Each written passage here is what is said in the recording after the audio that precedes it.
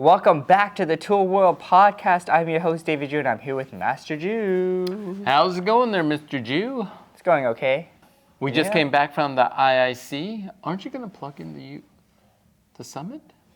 I thought we'd talk about the IAC first. Yeah, okay, let's do it. So we came back from the IAC hosted in Alaska by Master Herbin. That's right. It was a good event. It was good. Lots of things learned, lots of things to think about as well. And we're actually going to be talking about a little bit about it as in this video. Okay, yeah, sounds good to me. Yeah, but why is it kind of important to attend an IAC? You want to make sure you're on the kind of the same page as everybody else, and we shouldn't get so how would you say it? We shouldn't get so egotistical that we're the best. Well, we might learn something or we may not learn something, but I think it's always a good idea to go and just try to learn more. Right. And I've been to a lot of them, and I encourage everyone else to do that. So speaking about seminars, we have our summit coming up at the end of October, and registration is open for that now. Is it? Yeah, it is open. All right, so nice. You guys can register in the link below. It's coming up. It's coming up. It's in Hawaii. It's going to be in Hawaii. That's right. Master Wheatley. Master Wheatley and Master Sesko are going to be there. No, that's right. I'll be there. And you too. Well, and I think we have other lineups. So you need to confirm that a little bit more. Right, we got some other people coming out. You can do it online as well. So, I know some of you guys are like, oh, I'm not so sure about online. And, we are working on technology, and we want to be able to do the best job possible. And I think the last 3 summits that we've done has been okay. This is obviously in person, and nothing better than in person.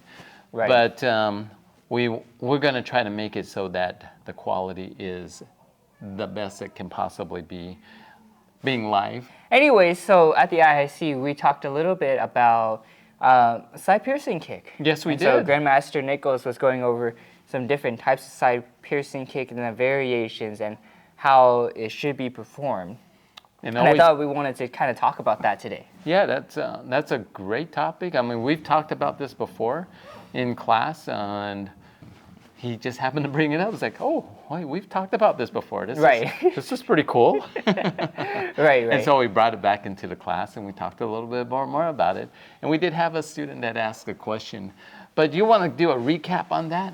Okay, sure. So he went over 3 different types of side piercing kicks, side pushing kicks, variation, right? And how we step into it. So, for example, normally when we step, we might step in front of the foot and then execute the side piercing kick. So similar to something like in Olji.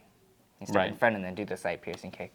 And so the second one, it was kind of like for board breaking. And so, we might have a student where they step behind the front foot and then they can execute the kick. And that just helps them out because it can load up the hip a little bit easier so that kick can go straight in for board breaking.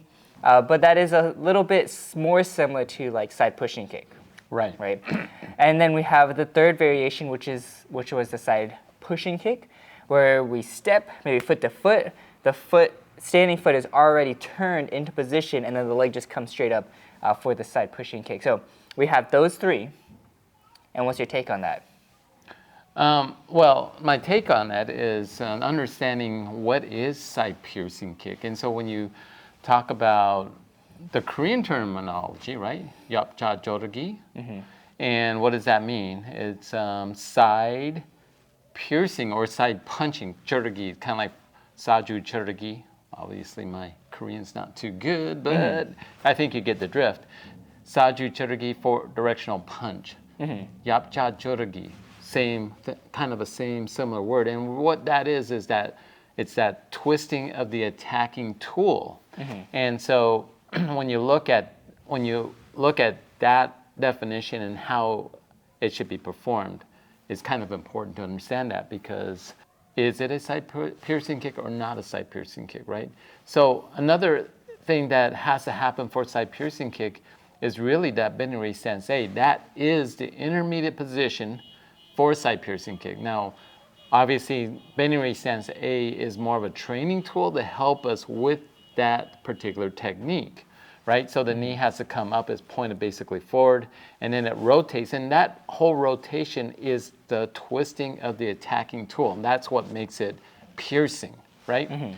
Other techniques such as side pushing kick, it's not like it's a slow movement. It's done with force as well.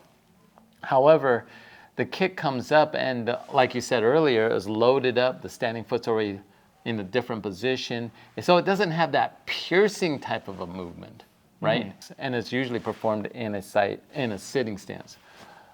So if we understand that, then how do we perform, well, let's say breaking? If we say side piercing kick, does the technique have to be performed in that fashion because it's supposed to twist? And this is a question that was brought up from one of the students. He was at the World Championship and he was doing an outward knife hand strike. He brought this up because I was explaining side piercing kick. And he says, one of the coaches protested the way I execute the technique. But I won the protest. He said, oh, great. And he says, well, what were they complaining about? You broke, it was an outward knife hand strike. And he said, it was the intermediate hand position of the way I executed the technique. And I says, well, what do you mean? Was it more like open? Or was it closed? What is it? And he says, well, yeah, so it's more like opened. Is that right or wrong? And so that kind of comes down to the training secrets of Taekwondo. When we talk about the fist is closed and then it opens, like for knife hand, what is closed? What is slightly open? What is that definition? I think instructors, umpires, in that way, it's their interpretation. And we can go into that in detail. So he was saying that what you're just saying is that most people actually do more like a side pushing kick. And I stopped to think about that and go, that's very interesting. You're stepping into it, you loaded the leg up, and there's really no twisting of the tool. Right. And should you be disqualified? Let's say you need to break 5 board side piercing kick. I'm going to probably say yes. If you just step back and you loaded up the leg and not kick it properly in the terminology of side piercing kick, where you got that twisting of the attacking tool, then the technique is not performed correctly, even if you broke the 5 boards. Yeah, it made me think a little bit about that. And I'll go, yeah. But then he goes, but everyone wins that way. I says, yeah, that's true. Yeah. And so it kind of came down, is it just that you hit with the foot sword, right? And you broke it? Is that the definition? So let's say breaking 10 boards with a turning kick. What's the attacking tool? Ball of the foot. Ball of the foot. Are you sure? Turning kick? Yeah. Well, you could do toes if you were wearing shoes. You could do instep. Right. You have multiple attacking tools. Right. But someone could say, well, it's the ball of the foot. But then I saw someone break 10 boards with the top of their foot, the instep. Ouch. And I was like, wow. I was really impressed by that. I went to talk to him. That's a different story. Okay. That's a different story. We don't want to get off track here. And so is it just a tool, right? Because when you start to look at that, the tools are not always hitting the target right on. Well, I think if you look at, but that's why you have 2 judges there. So you have the first judge who scores, did they break, correct? That's correct. And then you also have the second judge who scores if the technique was performed correctly. But with the correct attacking tools, what usually they're looking for. No? I thought it was the technique. And it's not just the tool itself, but it's the technique itself, right? Because the way you execute technique, so is stepping behind technically a side piercing kick or is it side pushing kick? Side pushing kick.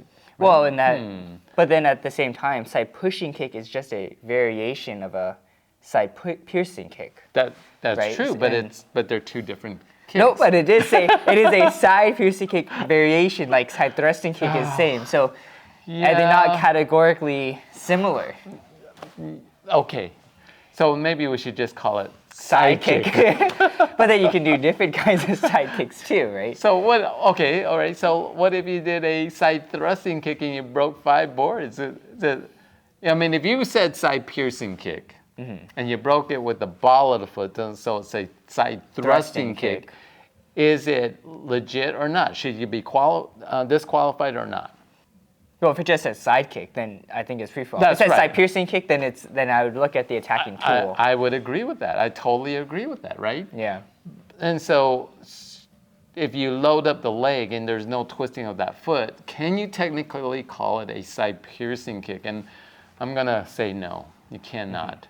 Well, okay, but then what if there's other parts of the kick that there is like side piercing kick qualities to it, such as rotating the standing foot?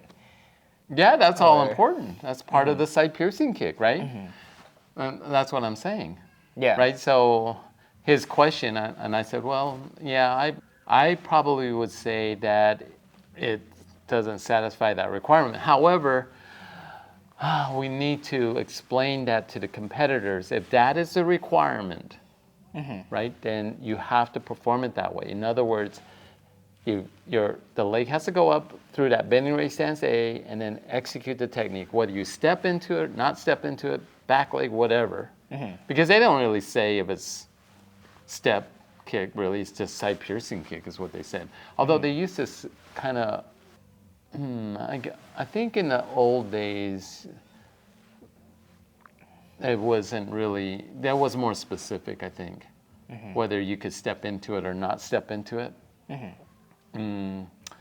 Obviously, stepping into it's a lot easier. Right. Right. So, I think you gotta define that. I mean, and if I was a coach and I see that, it's like, maybe I would protest it. I might lose, but you can have that argument, right? Yeah. And so, what is the true definition of side piercing kick? I guess is what you need to look at. And does it qualify? Or in a competition. I mean, in competition. Well, that's why you have rules. And so if they're just looking for that the correct attacking tool hit it, Yep. then and it looked like a side piercing kick, I think that's fair game. Right. Anyway, what's your thoughts on it? No, I just told you. Oh. If the rules state if you're looking at the attacking tool and that's what hit it and it looked like a side kick, then It doesn't say that in the manual, though, does it? Umpire's manual. I haven't really read that, so. It's not, and now we're talking about little nitpicky stuff and Not my topic. not your topic. No, not really my topic. Okay, we can get Still kind of get you to be an umpire. That's why you have a lot of judges, Right. and everyone has different interpretations. That's why I'm the guy that just picks up the board and puts them back together. the easy job. That's the easy job. That's not so easy for me. I can't bend down too well. Oh, my back. Anyways, I Anyways, shouldn't say that. No. Anyways, let us know your thoughts on 3 different types and what's your perspective on sidekick in competition. And as always, don't forget to be safe. Keep training. And we'll see you guys next time. Take one.